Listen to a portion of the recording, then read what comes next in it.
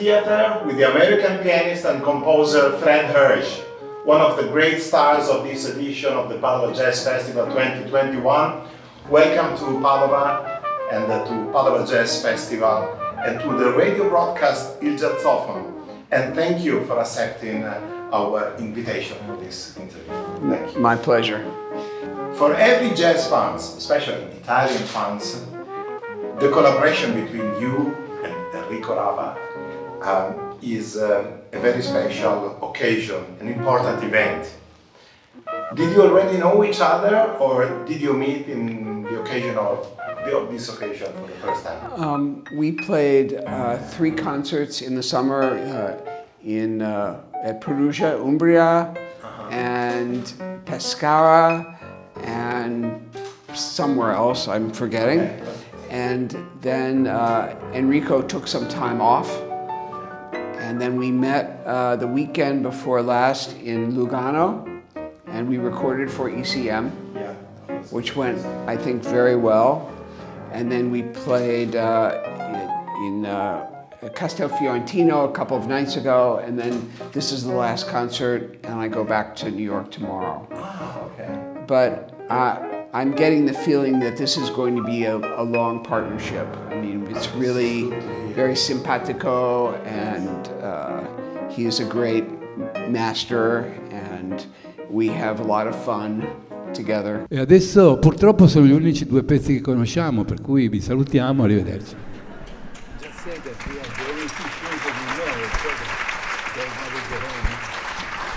So I think it will keep going. That's good to hear it.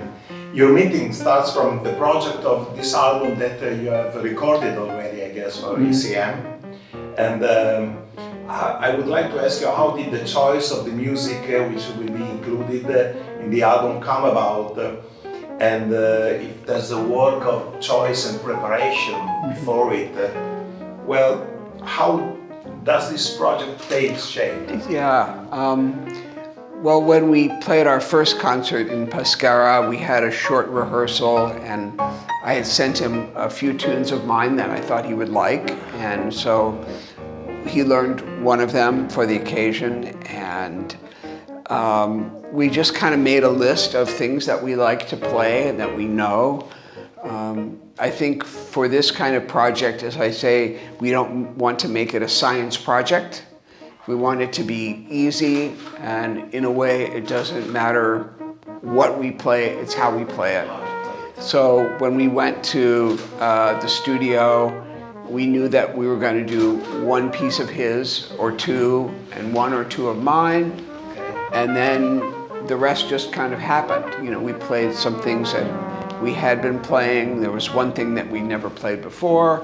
So I think we both have a lot of experience, and the point is, like, what can we do together? It's not about having a slick list of repertoire. So I think it's a very nice balance right now. Yeah. Is there a date expected for the release and the title of the album? Too soon? I think the album will be called The Song Is You. Ah, okay. But ECM, I have no idea when they will release. I hope soon. But what was it like playing with each other? Did something surprise you? Which feature of the other has impressed you the most? Yeah, I mean, I play a lot of duos. Maybe I've recorded more duo albums than solo or trio. So I'm very comfortable in a duo situation, using the whole piano, and one of the things that I really liked about our very first time playing together is that I don't feel like, to me, he doesn't feel like he has to be soloing. You know, like, we make things together, and it's not as clearly defined as trumpet solo, piano, you know. He lets me kind of get in there with him and push him a little bit. Sometimes I give him a lot of space, but, you know, like all of these ongoing duo partnerships that I've had over the years, the best ones are like this, where you don't have to talk about it. You know, you just play. It's so simple. you know, and it's fun, you know. I think we both want to have a good time.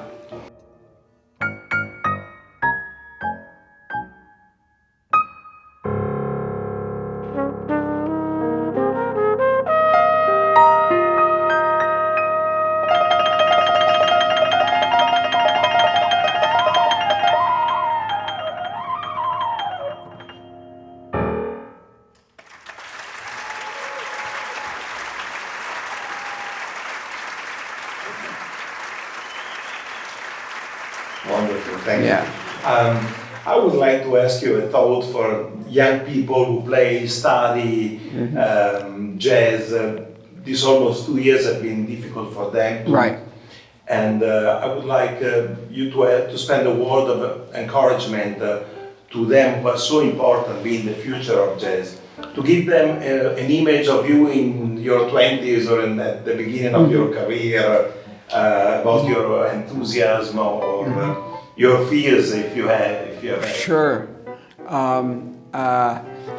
I do some teaching. I've done for a long time, and I think as I'm now 66, I moved to New York when I was 21. I didn't really have a jazz piano teacher at first. I think right now jazz education is a lot about you learn this and you transcribe this and you learn that, but there's not enough emphasis on how you tell the story. It's like knowing the words, but not how to make the story. So the message that I give to young musicians is, first of all, have fun. Second of all, don't be afraid to make mistakes, because that's how you learn. It's not a neat kind of thing. And the other thing is you have to be serious about your listening. For instance, if I wanted to learn French and I only had a book, how would I get an accent, or Italian? You have to talk, you have to listen. Jazz is a language, so you cannot get it from a book. You have to learn to speak the language and hear the language, and that means maybe listening to one single track over and over and over and over again. And I think, you know, for me back then, there was no technology. There was no streaming, no phone, no computer. So you had to go out and hear jazz live and play with people. So I think have fun, take the attitude of, let's see what happens. If you make a mistake, nobody will die. Do a lot of listening, and also try to play with people who are better than you are. Those are the big ones. Thank you very much. Sure. The great American music critic Ted Joy, in his book The Standards of Jazz, tells about the most beautiful version of the great jazz standards. And in this book, many of your interpretations are listed. Are you proud of this mention? Yes, he is a writer that I really respect. Yes. He has also one of the best music blogs now. It's fantastic. Yeah, I mean, it's always nice when they, you know, they're nice and they give you some award or they write something nice, you know.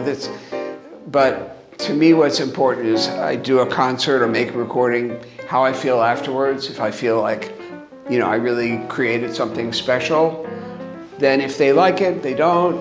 At least for me, I feel good, and hopefully they line up. You know, you do something you like, it's something that they like. And it does, because you've been nominated 15 times for the Grammy Award. Yes, so. I know, it's kind of funny. But no, Ted is, you know, it's an honor to be in the company of so many greats like that. Thank you. Okay. Thank you very much, Mr. Okay. Hersch. I very much appreciate it. Okay, grazie mille. Okay. It was a pleasure. Thank you. All right. Thank you very much, and good luck for tonight's concert. Yes. We can't wait to see you. Okay, thank you so much. Thank you very much. Okay, ciao. Ciao.